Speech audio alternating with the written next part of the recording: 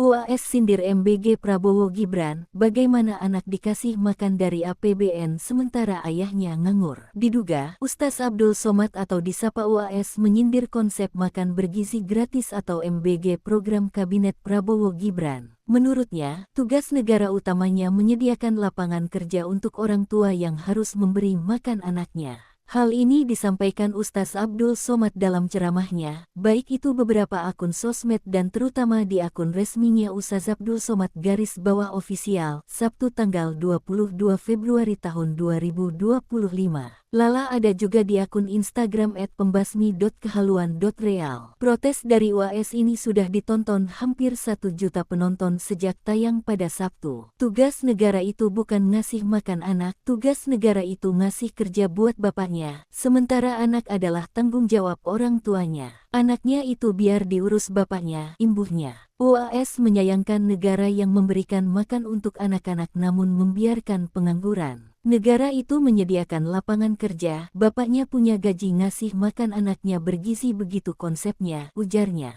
Bagaimana anak dikasih makan dari APBN sementara ayahnya dibiarkan tak punya pekerjaan, tandasnya. Pernyataan UAS ini diduga menyindir program makan bergizi gratis pemerintah. Sebab MBG dianggap menarik dana besar dari APBN.